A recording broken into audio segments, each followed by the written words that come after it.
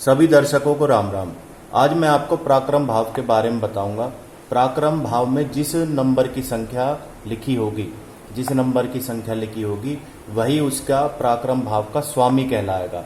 अगर पराक्रम भाव का स्वामी आपके लगन भाव में होता है तो ऐसा जातक कठोर परिश्रमी होता है और वह कठिन से कठिन समय पर भी घबराता नहीं है, हमेशा संघर्षरत रहता है, अपनी उन्नति के लिए प्रयास करता है, उसकी शारीरिक गठन अच्छी होती है और पुरुषार्थ से धनार्जन करता है। अगर वह शिक्षित नहीं है, अशिक्षित है, अगर उस के पास शिक्षा का अभाव है, तब भी वह बुद्धिमान होता है। अगर यहाँ पर पापी ग्रह हो तो वह अधिक बोलने वाला होता है, व्यर्थ का विवाद करने वाला होता है और अपने सगों से परस्पर मतभेद करने वाला होता है। अगर पराक्रम भाव का स्वामी आपका द्वितीय भाव में हो तो क्या फल प्रदान करेगा? जो पराक्रम भाव का स्वामी अगर धन भाव में हो तो जातक दरिद्र हो सकता है, उसकी आयु थोड़ी होती है, उसका जीवन यापन करना कठिन होता है, बंधु बांधवों से विरोध होता है और भाइयों से उसकी नहीं बनती।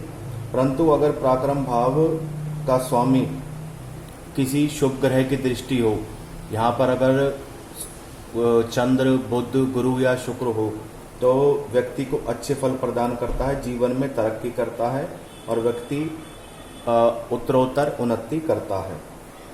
अब बात करते हैं हम तृतीयेश की, यानी पराक्रम भाव की। अगर पराक्रम भाव का स्वामी यहाँ पे जिस नंबर की संख्या लिखी है वह इसी भाव में बैठा है, पराक्रम भाव में बैठा है, तो ऐसा व्यक्ति पराक्रमी होता है, सज्जन पुरुषों से मित्रता रखता है, समाज और मित्रों में सम्मान पाता है, परिवार में सब उसका आदर करता है। ऐसे जातक को भाइयों को पूर्ण सुख मिलता है, धन पुत्र आदि से संपन्न होता है, भोजन का शौकीन होता है, बच्चों के कारण उसे नेक नामी मिलती है। कहने का अभिप्राय है बच्चों के कारण उसका नाम प्रसिद्ध होता है, आय के स्रोत उसके एक से अधिक होते हैं और ऐसा जातक देवी देवता गुरु ब्राह्मणों का भक्त होता है और सहजेश यह व्यक्ति अपने भाई बहनों से अधिक प्रेम रखता है। अगर आपका पराक्रम भाव का स्वामी चतुर्थ भाव में हो तो क्या फल प्रदान करता है? अगर पराक्रम भाव का स्वामी चतुर्थ भाव में हो तो ऐसा व्यक्ति की माता से वैर रहता है, माता से उसका प्रेम भाव कम रहता है। ऐसा जातक धन धान्य से परिपूर्ण होता, बुद्धिमान होता है और जीवन में किसी भी प्रकार का उसके पास अभाव नहीं होता। विद्या का और कला के क्षेत्र में भी ऐसा व्यक्ति उन्नति करता है। ऐसे जातक को भाइयों का पूर्ण सहयोग मिलता है और ऐसा जातक अपनी पत्नी अर्थात अपने जीवन साथी से नहीं बनती। जातक अपने पिता के लिए धन व्यर्थ में खर्च कर डालता है, अपने पिता के धन को व्यर्थ में खर्च कर डालता है। अगर तीसरे भाव का स्वामी यानी पराक्रम भाव का स्वामी पंचम भाव में हो तो किस प्रकार का फल का प्रदान करेगा? तो ऐसे व्यक्ति की संतान अयोग्य होने की संभावना होती है, उसकी संतान योग्य नहीं होती, उसके पिता से विरोध होता है। ऐसा जातक अंत्यावस्था में पुत्रों के कारण कष्ट उठाता है और दाम्पत्य जीवन ऐसे व्यक्ति का सुखी नहीं रहता। और ऐसा अगर शुभ ग्रह के प्रभाव में हो तो ऐसे व्यक्ति को संतान भी योग्य मिलती है, धन और पुत्र का सुख प्राप्त होता है और मित्र का भी सुख प्राप्त होता है। ऐसा व्यक्ति सुख से युक्त होता है और अपने समाज का प्रमुख होता है। अगर आपका पराक्रम भाव का स्वामी छठे भाव में हो तो किस प्रकार के फल प्रदान करता है? अगर पराक्रम भाव का स्वामी छठे भाव में हो तो ऐसा जातक अच्छे स्वभाव का नहीं होता, भाइयों से विरोध होता है, समाज और जाति में उसे सम्मान की दृष्टि से नहीं देखा जाता, अपने कृत्यों के कारण उसे समाज से अलग रहना पड़ता है, रोग के कारण ऐसे व्यक्ति को परेशान होना पड़ सकता है।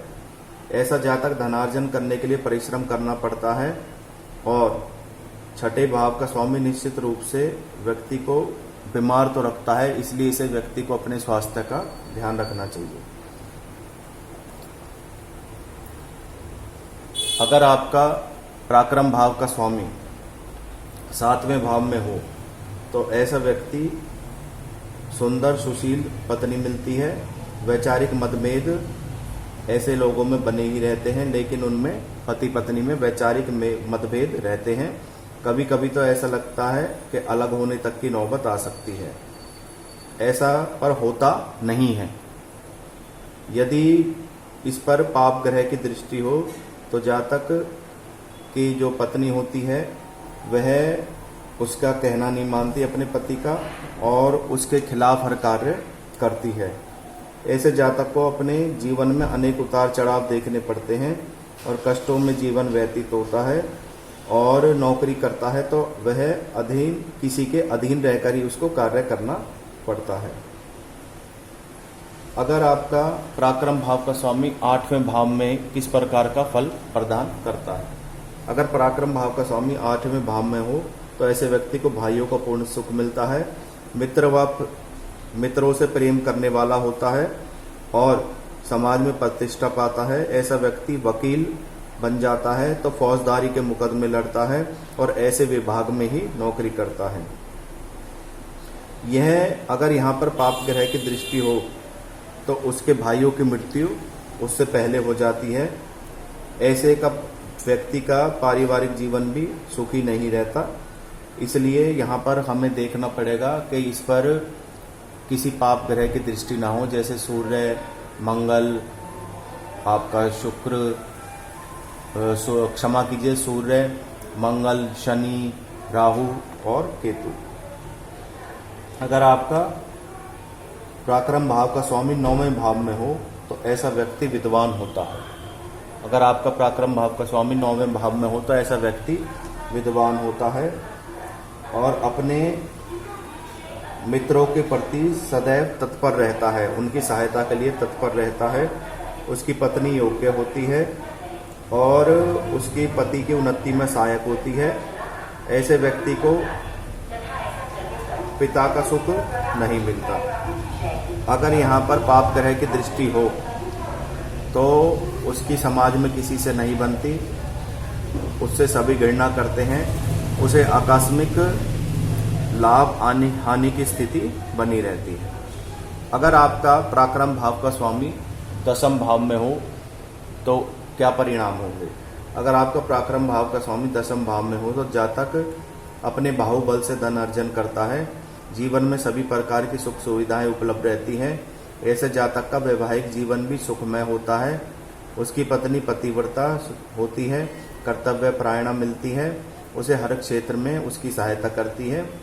अगर यहाँ पर किसी पाप ग्रह की दृष्टि हो तो ऐसा जातक झगड़ालू पत्नी मिलती है, जिसके कारण उसे मानसिक स्थिति या मानसिक कलेश झेलना पड़ता है।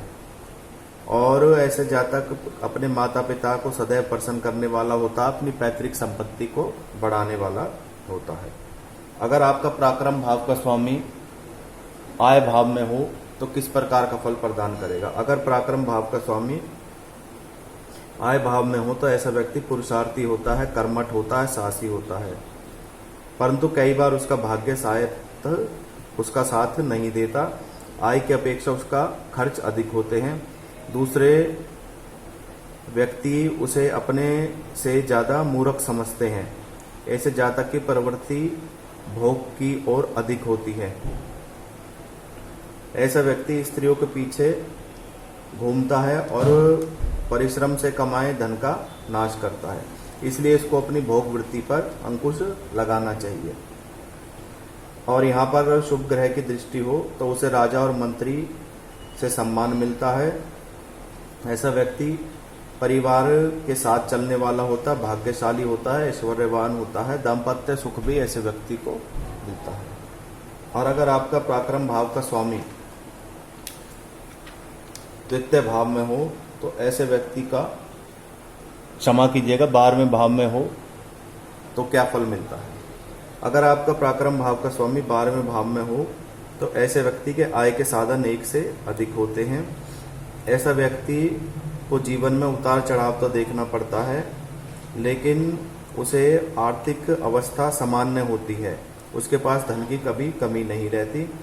उसे कभी अपने ससुराल से भी सहायता मिल जाती है। ऐसा व्यक्ति अपने जीवन में तरक्की भी करता है और अपना भाग्य उदय में अपने परिश्रम से ही करता है। और ऐसा व्यक्ति अपने पैतृक संपत्ति को बढ़ाने वाला होता है और वह जीवन में पीछे मुड़कर नहीं देखता।